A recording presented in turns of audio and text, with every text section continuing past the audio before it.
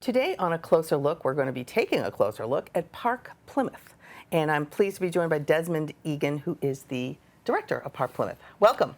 Welcome. Thanks for having me, Julie. Thank you for being here. Now, for those people who don't know what Park Plymouth is, can you tell me about the entity itself and how you came to be?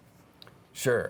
Back in 2002, the then Board of Selectmen created a Chapter 182, which is an MGL chapter with the state of Massachusetts to create, which was Plymouth Development Corporation, Yep. which is now Plymouth Growth and Development Corporation. Okay. We were tasked within that MGL chapter of overseeing the parking program for the town, some economic development stuff as well. Mm-hmm. And that's been going on since now, Okay. since what, 22 years right, later. Right.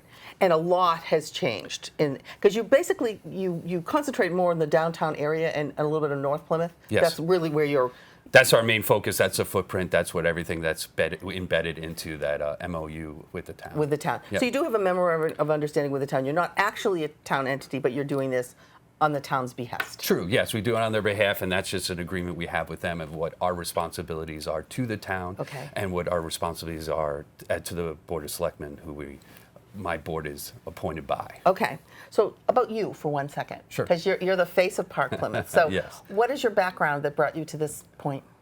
Oh, okay. So, believe it or not, I did it in college. I was a valet in Boston. So I was one of the parking in your guys standing heart. in front of your restaurants, or at this time I worked at a hotel. Yeah. And I did that for, throughout my college career. Yeah, And then I yeah. went and got into, want to run a hotel? Yeah. Want to run another hotel? You want to be an assistant manager here? Yeah. I grew within the company, which was Ultimate Parking. Yeah. I ended up going to New York, working for a bigger company called Laz Parking, where I oversaw all the 36 parking lots for all the public parking for Manhattan, for the my MTA. goodness. Yeah, for the train stations going in, 15,000 spaces. I did that for 2 years. Wow. Ended up coming back here, Yeah. caught on doing some hotel stuff, and then I was fortunate to transition here Yeah. into Plymouth. Yeah. So hospitality and parking go hand in hand. Yes. Especially when you're talking about Plymouth with tourism, with economic development, it's all tied together. And people have a misconception about Plymouth not having any parking. Well, I can't go to Plymouth, there's no parking. Okay, Yeah. So talk a little bit about that misconception. Well, that's true. Yes, it's because of the age of the town. Our parking's not necessarily front and center where you want it if you were dealing in an Building a ideal town from situation, the right? beginning, right. So we're kind of, because of the age of it, there's some stuff there. But overall, we have almost 1,500 paid parking spaces there. We have almost another 200 on the main corridor. We're getting, right now, we have the parking deck. It's a little further away from the city center, like downtown areas. Next to the town hall. Correct, Yeah. which is right next on South Russell Street. All of that stuff is, what's the beauty of, I think, what makes Plymouth so good, the waterfront and downtown, is the walkability of it. So if you're at the parking deck, we actually have a walking map on our website Yeah. where it just shows how close everything is. And Right. the parking deck into most in downtown is about 3 to 4 minute walk. Right. A little further if you're going down to the waterfront. We have a bunch of open air parking lots on the waterfront that service the immediate area by Town Wharf, but then even easier walk down there Right. to Plymouth Rock and Mayflower. Now, one of the challenges I would assume you have is that all the people that work in the downtown area often have to park their cars to go to work. Sure. Okay. And then you have people that want to come and spend money on all those establishments. Yep. So you have two different groups. Then you have people who want to come for the day and just kind of cruise around. Sure. And you have residents, you have You have boaters, residents, you have all right, the activity right. on the So- water. So Yeah.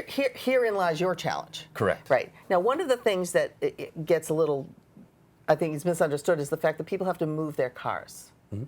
Why do people have to move? Can you explain what that is?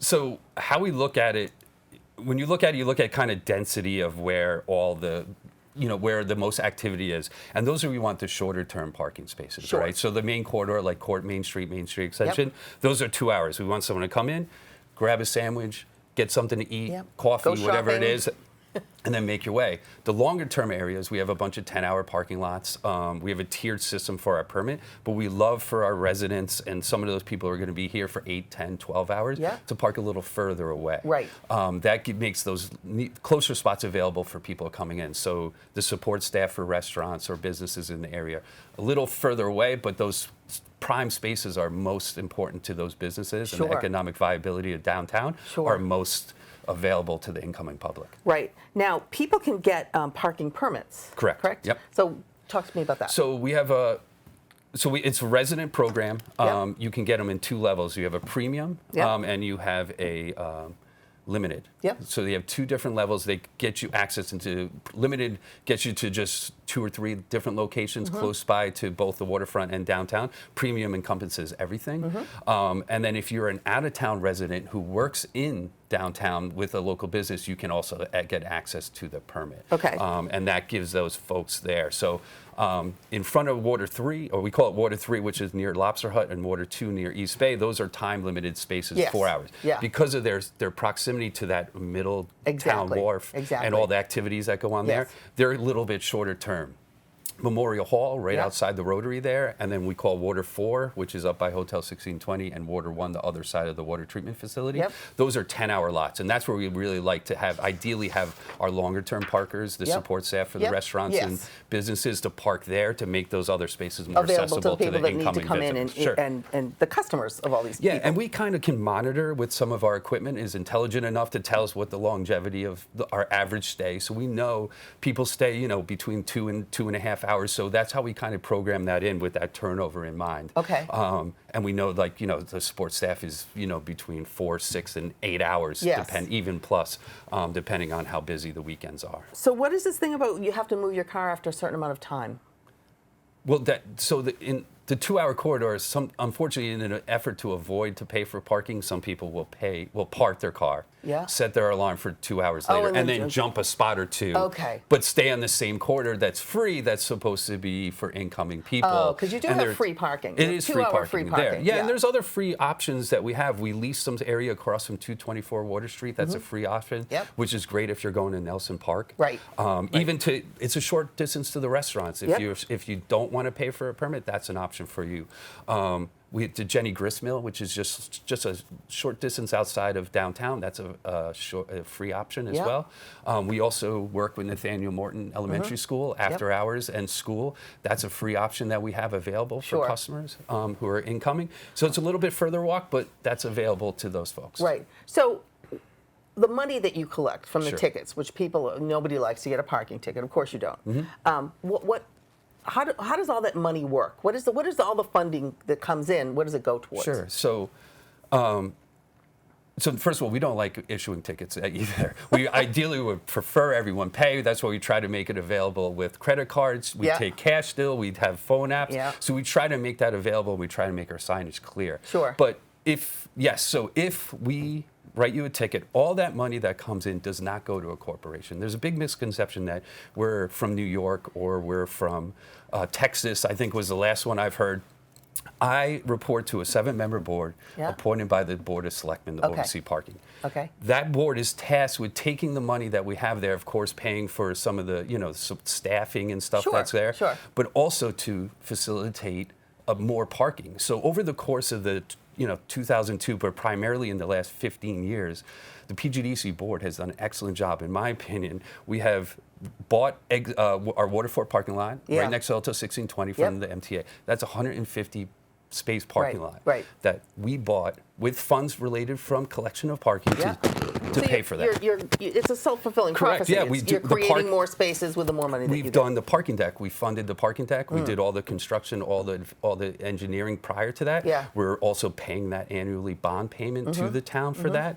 Most recently, we purchased the old Santander Bank building Yes, in yeah, 4 North yeah, Street. the brick building, yeah. And we bought that because it had 75 parking spaces in the So you heart bought of it for downtown. the lot. Yeah, so we knew we were going to have, if that was a loss to Yep. downtown, that would have had a huge impact to Sure, the immediate sure, downtown areas yeah. to have that be cordoned off for whatever other Exactly, purpose it was. exactly. So that money that we take in goes to go right directly back into buying those assets. We've also done feasibility studies Yep. in other parking areas to understand, are they viable to build a construction, like a parking garage? Yeah. Can they 'Cause support it? That's really what is missing.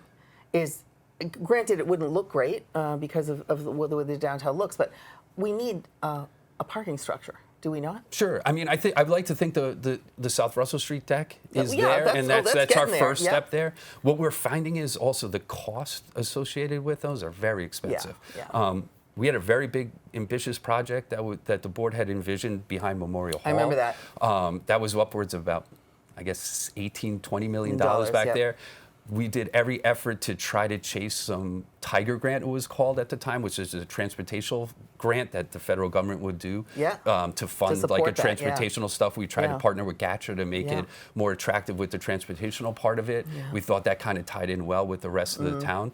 Unfortunately, we didn't get that. Right. You know, when you're charging $2 an hour, it's hard to make up that $20 million cost. So, but we have feasibility studies that have been in place. So if and when the time is there, we already have that advanced engineering done, and then we can kind of go to the build process. Okay. And in our last minute or so, what do you see happening in the next 2, 3, 4 years with the parking in Plymouth? You know, I think what we're seeing now is a lot of integration with technology. I think there's a lot of the mapping of these communities. AI is another thing where they're predicting where the available parking spaces are. So I think that's going to be a thing, because I think that's some of our challenges is because of the locations behind buildings. If you're local, you kind of know them, but if you're out of town, it's hard. So I think that's going to be a better job of directing people to some of those. So I can go on an app and say, where's their free spaces? Correct. Or the app would say Park Plymouth, but what we're seeing, it's in their own ecosystem where it would be very more advantageous if it was within Waze or Apple Maps. Something that everyone does and it integrates with them, so then you can see it. You know, I think your car, your phone's going to be a huge component of interacting with the spaces. I think it's going to be more a lot of really technology based. But we hope to do a better job with our immediate signage and then mobile pay options, maybe make that more available so it's not just central to Passport. Maybe it's more robust with multiple vendors. So other people from outside communities who have different apps can see it. Do you have any social media presence at all? We do. We actually, last year, we made an effort with a Facebook page. So we're trying to grow that. We're really trying to do more of a public outreach now. So yes, there we try to, paid parking starts April 1st, so we've been pushing out some information related to our permits are available. For bigger events or parking areas, we're trying to do that. And there's so much information on the website, parkplymouth.com. I strongly suggest you go there if you're not familiar with this and what they do and how it all works, because I think half of it is people just don't understand. Yes, and I appreciate that. Yeah, because I think we've done a good job of also redoing our website to try to be more informative. So if there are any questions from outside, hopefully all that information is there. Or and if it's not, we'll put it on. For sure, I'm always available. Okay, perfect. Thank you so much, Desmond. We appreciate this. Really appreciate it, Julie. Thank you.